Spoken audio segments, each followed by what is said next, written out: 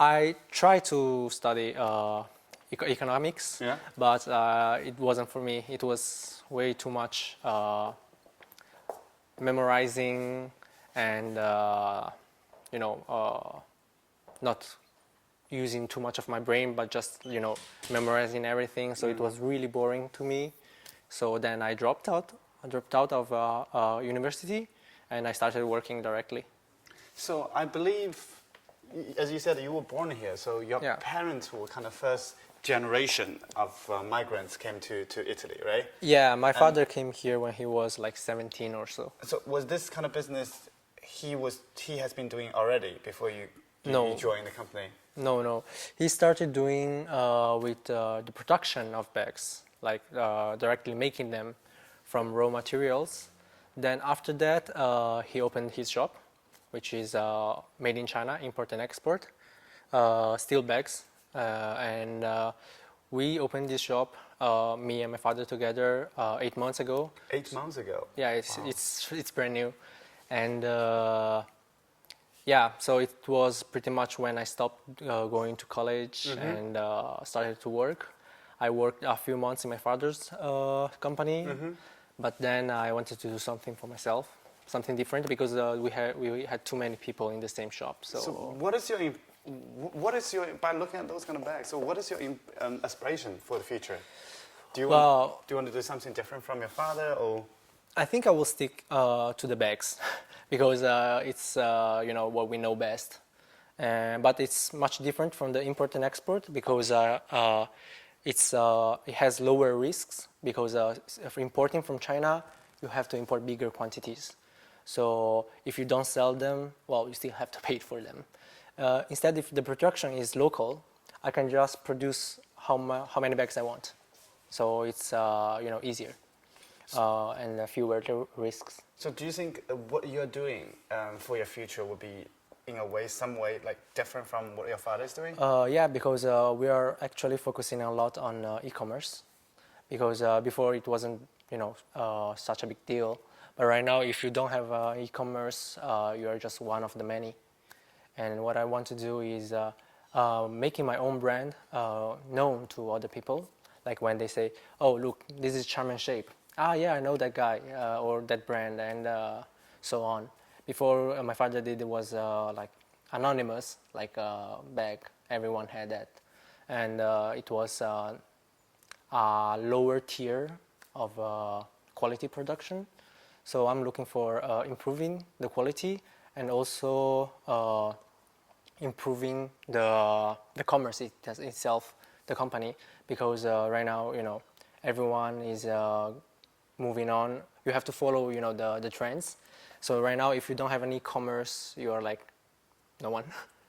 You need to be standing out. Yeah. Should we take a look of the bags over there?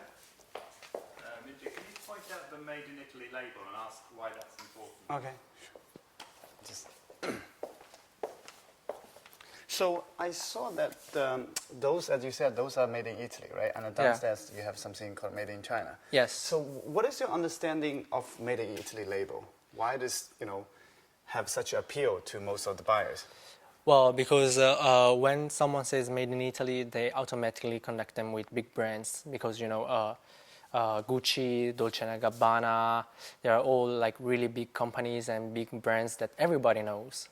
And they assume like Italian or made in Italy bags are high quality bags. The importance of this is of course the appeal it gives to the customers when you say that this bag is made in Italy, but also the quality of the material because all the leather is also made in Italy from cow, yeah, and it means like certain level of quality that usually made in China bags don't have, even though like right now all the brands, bigger brands are using Chinese companies to work their bags, but the material is always provided by them. So I say that we are improving on that side quite a lot. When I was talking to your father, I think I was told that you already, even though you have had a company for less than 8 months, you've already had orders by what have you been doing? Yeah, I've been making a lot of productions and I got orders from customers around the world. I had a few customers from Canada. Just a week ago, I had a customer from Mexico. They know me through, of course, internet, and also through some of my co-workers that they work as representatives of other companies, and we mainly do business with them instead of with the company directly, because usually there are such big companies that don't have enough time just to come here and look at each bag.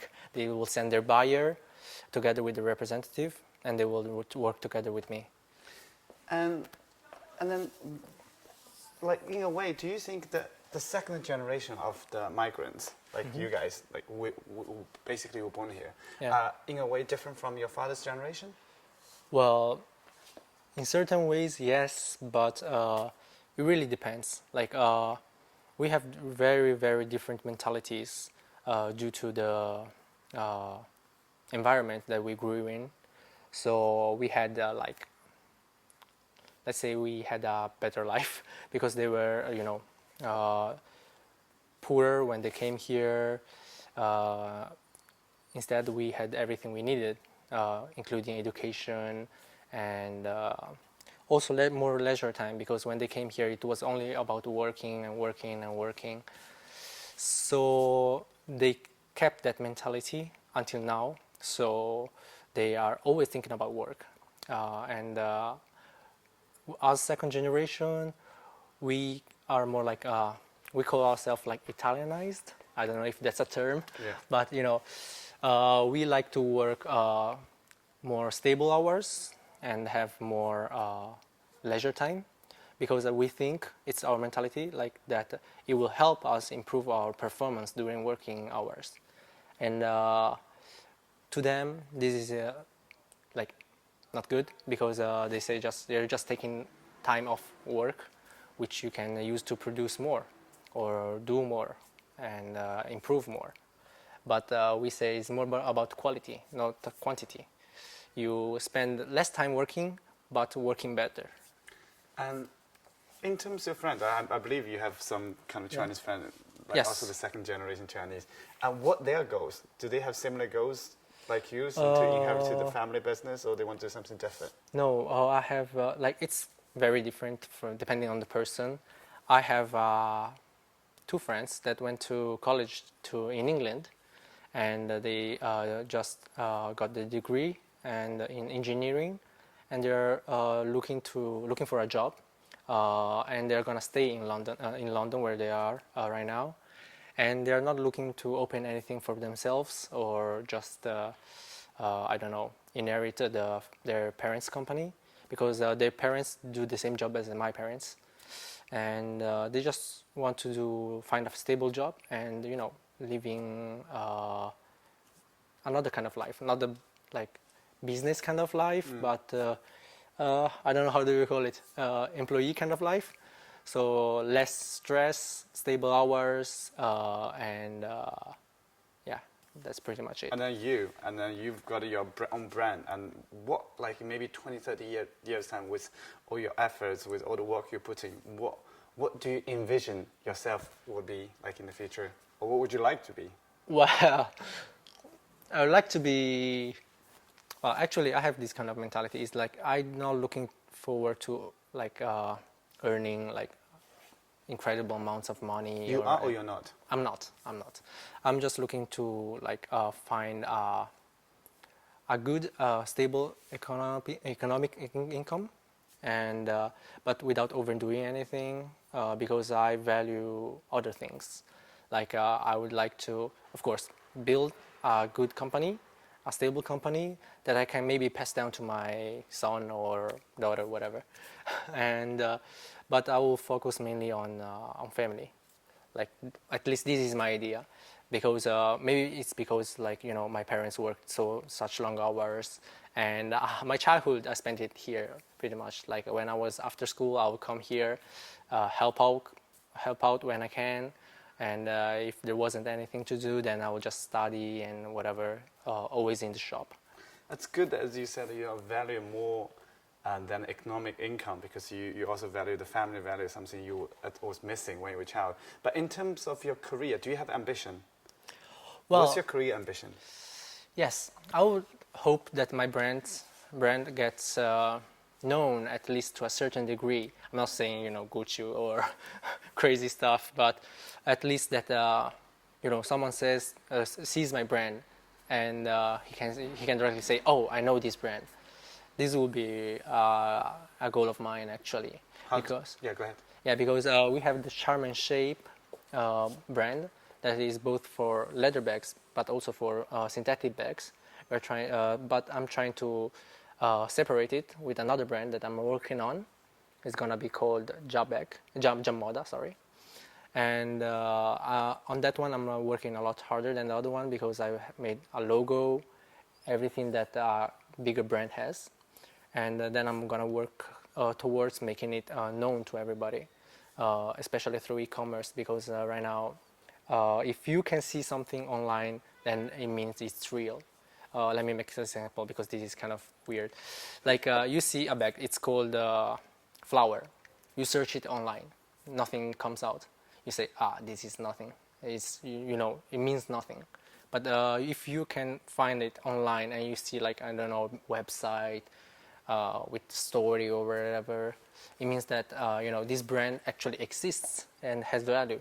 Even though you have it in front of your eyes, but if you don't find it online, you say, it's probably something, I don't know, fake, just made up or whatever. So yeah, I would like to get to a level where someone, without looking online, can say, okay, I know this brand. Like if you see Gucci, you say, this is Gucci, I know it.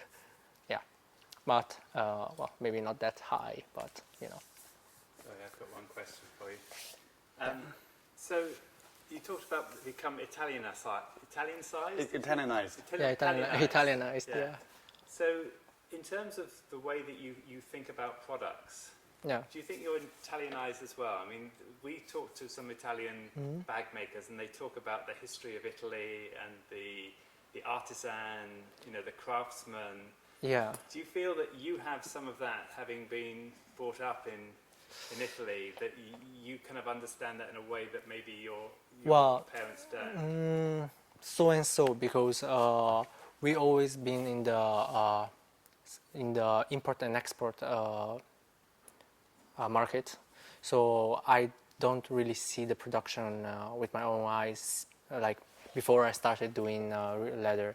Right now I'm following a lot more and seeing a lot more, but I wouldn't say that I have the artisan history like the Italian guys could say, because like they grew up with that. Maybe it was something like passed down with generations of craftsmanship and abilities, skills, certain skills. I mean, it's different.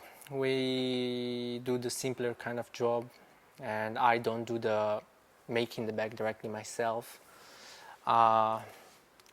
It's of course I have a different vision than my father, like about everything. Like I can say, this bag is going to sell because I know it's gonna sell, and maybe he doesn't have this feeling, but this is probably just the generation gap between us. But if you say that the Italian people are very prideful. Very prideful, and they take pride in their the craftsmanship, especially with the clothes and bags. So I actually don't think that I have that.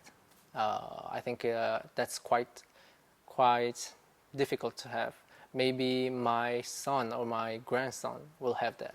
So in a way, you think that to have the feel or have the mentality of made in Italy brand, it takes time to require. Yeah, it takes time. It takes it takes a long time. That's what I think. Yeah, because I think I didn't have enough time yet. I just started this business. I'm starting to get into it, but I'm not there yet. Hopefully, I will maybe later on in the years. But I think it's not something that you can acquire very easily. Good. That was fantastic. Thank you very much.